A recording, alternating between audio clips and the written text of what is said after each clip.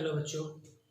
अब तक हम लोग पिछले वीडियो में इलेक्ट्रिक चार्जेस और इलेक्ट्रिक चार्जेस की प्रॉपर्टी और उसकी कैरेक्टरिस्टिक के बारे में स्टडी कर लिए हैं, जिसमें हम लोग ये देखे थे कि जो चार्जेस होते हैं यदि उनका नेचर डिफरेंट हो, यानी कि अनलाइक चार्जेस हों, तो उनके बीच में फोर्स ऑफ अट्रैक्शन देखने के लिए मिलता है, और यदि लाइक चार्जेस हों तो फोर्स ऑफ रिपल्सन देखने के लिए मिलता है।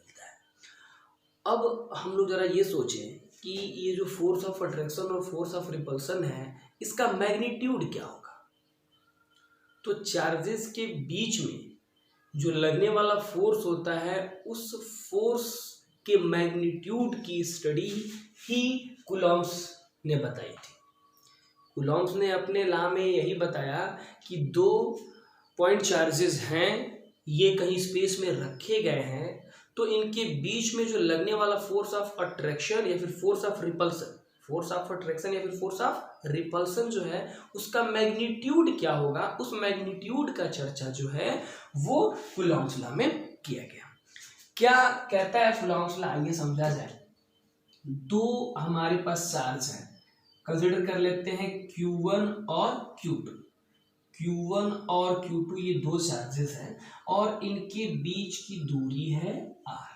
ठीक, तो कूलॉम्ब्स ने बताया कि इनके बीच में जो लगने वाला फोर्स होता है, the interaction between the two charges, जो लगने वाला फोर्स होता है, this is directly proportional to product of the charges, and this force is inversely proportional to square of distance between them। और यही फोर्स जो है वो इनवर्सली रिलेशन रखता है किसके बीच में, इनके बीच के दूरी के स्क्वायर के इनवर्सली प्रोपोर्शनल होता है। ठीक, यदि इन दोनों इक्वेशन को हम लोग कंबाइन करते हैं, then we can write F is directly proportional to Q1 Q2 upon R square। ठीक, अब हमको ये चीज मालूम है कि प्रोपोर्शनलिटी का साइन हटाने पर कांस्टेंट टर्म ले आना पड़ता है, तो यहाँ पर F इज इक्वल टू हम लोग कांस्टेंट ले आते हैं C, और ये हो गया हमारे पास Q1 Q2 अपान में R स्क्वायर। ठीक, अब ये जो C है, इस C को बोला गया कूलॉम्ब्स कांस्टेंट।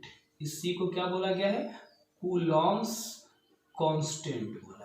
ठीक, और ये एक मैथमेटिकल एक्सप्रेशन निकल कर आया, F is equal to C Q1 Q2 upon में R स्क्वायर। आ रहा बात समझ में? अच्छा, अब ये जो C है, ये C जो है, इसका एक्सपेरिमेंटल वैल्यू निकाला गया और ये C बराबर था 1/4 पाई एप्सिलॉन।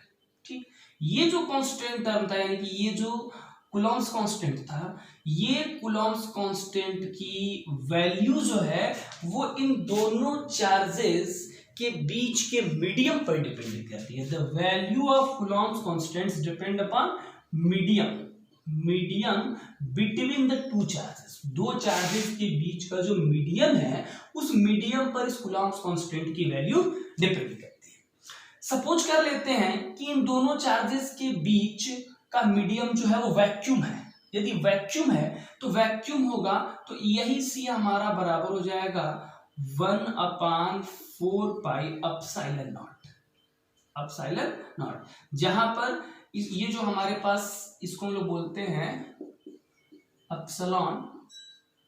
ठीक, एप्सिलॉन इसको बोलते हैं, ग्रीक लेटर है जिसका मतलब है परमिटिविटी। ठीक, अब यहाँ पर हम लोग बात कर लेते हैं दो मीडियम यदि हम लोग कंसिडर कर लेते हैं, दो चार्जेस और इनके बीच का मीडियम यदि फ्री स्पेस हम लोग कंसिडर कर लेते हैं, तो ये हमारा हो जाएगा परमिटिविटी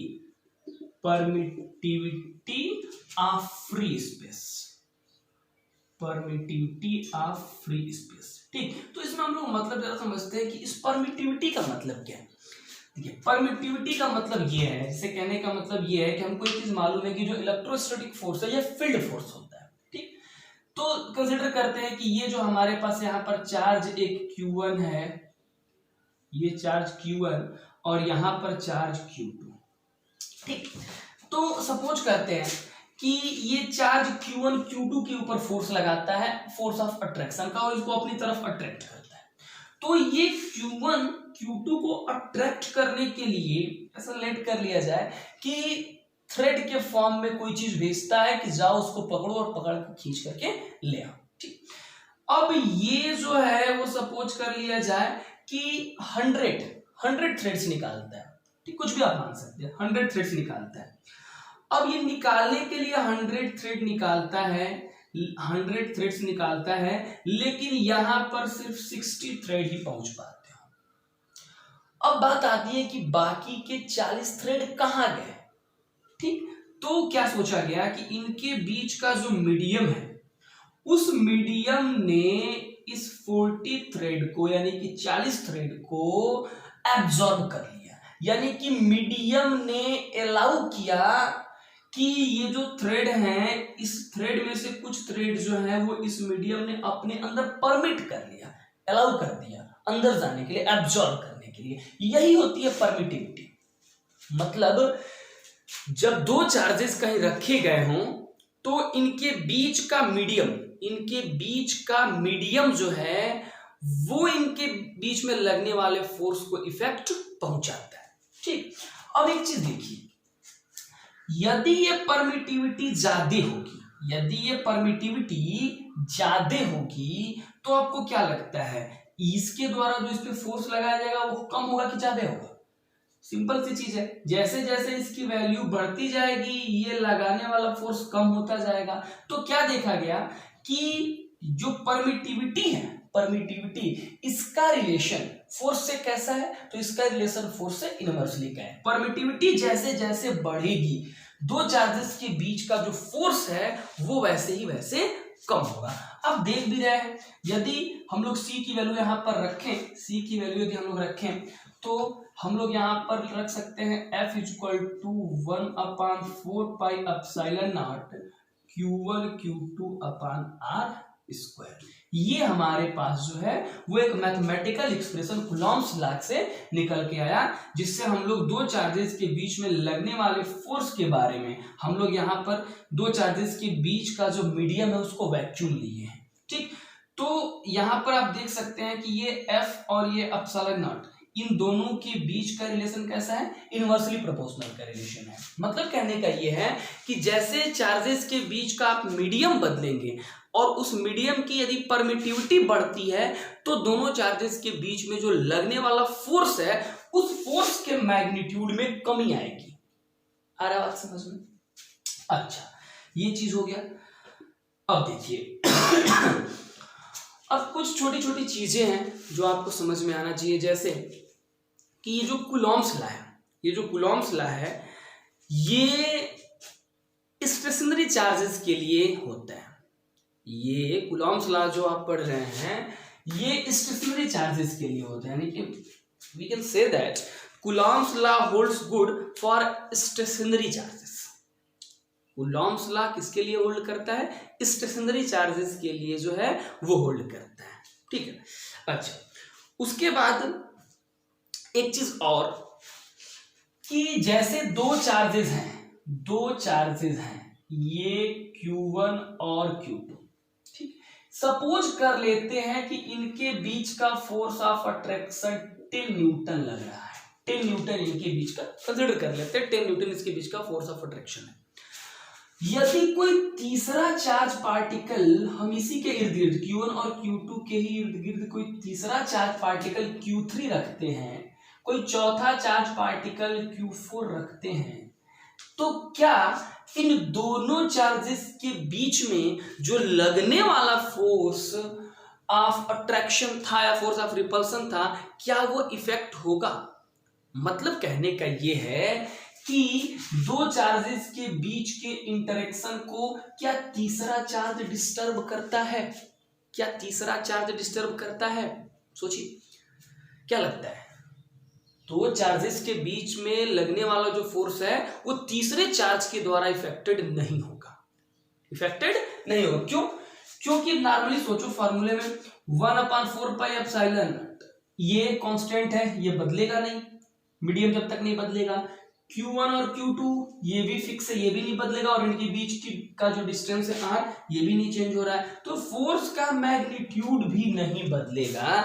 तो हम लोग कह सकते हैं कि coulomb's interaction in a two body interaction, जो कूलॉम्स का इंटरेक्शन होता है वो दो बॉडी का इंटरेक्शन होता है, and coulomb force is not affected by the presence of, coulomb's force of attraction does not affected by the presence of और absence of any other charge, या तो किसी चार्ज के प्रेजेंस या किसी चार्ज के अब्सेंस से कूलॉम्स के फोर्स पर कोई असर नहीं पड़ता, यानी कि दो चार्जेस के बीच में लगने वाले फोर्स पर कोई असर नहीं पड़ता है। तो ये चीज नोट करते हुए चलिएगा कि दो चार्जेस के बीच का इंटरेक्शन किसी तीसरे चार्ज के प्रेजेंस या अब्सेंस से डिस्टर्ब नहीं होता है। और दूसरी चीज, कूलॉम्स लॉ जो है वो स्टेशनरी चार्जेस के लिए होता है। कूलॉम्स लॉ यानी कूलॉम्स लॉ से जो कूलॉम्स फोर्स निकालते हैं, this force act between two stationary charge, दो स्टेशनरी चार्जेस के बीच में लगता है, ठीक है। अच्छा, अब ये जो 1/4 पाई एप्सिलॉन नॉट है, 1/4 पाई एप्सिलॉन नॉट, यहां से इसकी वैल्यू कैलकुलेट की गई जो कि 9 × 10 टू द पावर 9 यदि हम लोग इसके यूनिट की बात करें तो नॉर्मली सोचिए इस पूरी क्वांटिटी को ऐसे ही रहने दीजिए, इसको इधर ट्रांसफर कर दीजिए, इधर फोर्स है तो इधर आपका आ जाएगा न्यूटन। यूनिट की बात करें 1/4 पाई एप्सिलॉन नॉट की वैल्यू जब हम लोग लिखेंगे न्यूमेरिकल वैल्यू के साथ इसका यूनिट लिखेंगे तो ये फिर इसको इधर ले जाएंगे तो ये r² है, यानी कि ये डिस्टेंस है तो ये हो जाएगा आपका क्या, metre square, newton metre square. उसके बाद ये अपान में आ जाएगा ना, तो अपान में आ जाएगा क्या, Q1 Q2 यानी कि कूलॉम का स्क्वायर, ठीक। तो ये हमारी वैल्यू हो जाएगी 1/4 पाई एप्सिलॉन नॉट की। ये वैल्यू आपको याद होनी चाहिए क्योंकि ये वैल्यू न्यूमेरिकल लगाते समय इस्तेमाल किया जाएगा, ठीक।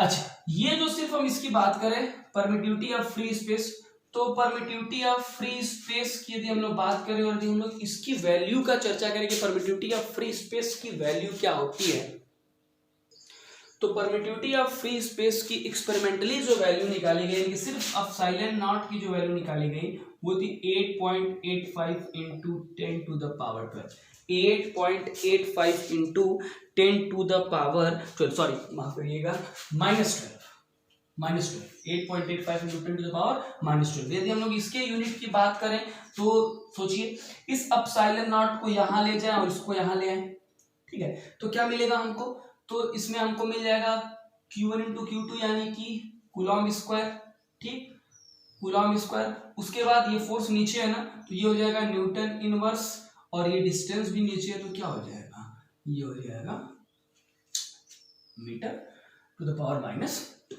ठीक। तो ये हमारे पास जो है वो इसका यूनिट है, ये जो एप्सिलॉन नॉट यानी कि परमिटिविटी ऑफ फ्री स्पेस का यूनिट है, क्या, कूलॉम स्क्वायर,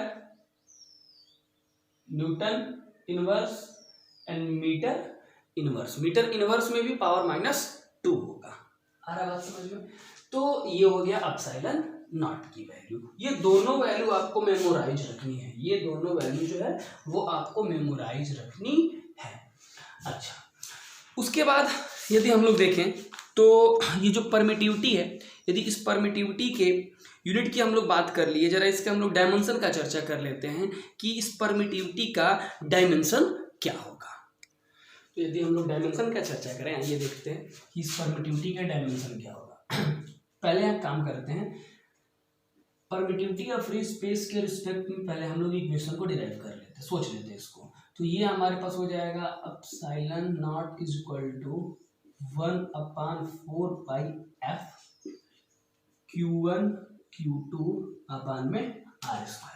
अब यहाँ से जरा सोचिए इसका डायमेंशन यदि हम लोग सोचे तो Q1 Q2 हम लोग जानते हैं कि चार्ज Q का होता है क्या, डायमेंशन 80, ठीक है। तो Q1 Q2 यानी कि दो चार्जेस हैं तो ये हो जाएगा, इन दोनों का लेकर के यदि सोचे तो ये हो जाएगा a⁴ और t⁴ अपान में, भाई ये तो कांस्टेंट टर्म हो गया, ये बच गया f का क्या होता है mLT-2 ये होता है। फिर उसके बाद ये हमारे पास है क्या, r यानी कि डिस्टेंस, तो ये हो जाएगा L² में है ना, ठीक। इसको सबको ऊपर ले जाते हैं तो क्या मिलेगा हमको, जरा सोचिए, ये हो जाएगा m-1, ठीक। यदि हम लोग L की बात करें तो ये 3, नीचे 3 ऊपर जाएगा तो -3, ठीक। उसके बाद जरा सोचिए आगे, इसको यदि हम लोग ऊपर ले जाएं तो ये +2 हो जाएगा ना, तो ये हो जाएगा T⁴ और उसके बाद a² आपके पास है, तो ये हो जाएगा आपका डायमेंशन किसका, permittivity of free space, permittivity of यानी कि परमिटिविटी ऑफ फ्री स्पेस का ये डायमेंशन हो जाएगा। डायमेंशन क्या निकल के आया, m⁻⁻1 l⁻⁻3 t⁴ and a⁻²। ये हमारा जो है वो डायमेंशन निकल के आया किसका, परमिटिविटी का। आ रहा है समझ में। तो ये था कूलॉम्स लॉ और कूलॉम्स लॉ के बारे में। ठीक है, अगली क्लास में हम लोग जो है वो रिलेटिव परमिटिविटी और कूलॉम्स लॉ के वेक्टर फॉर्म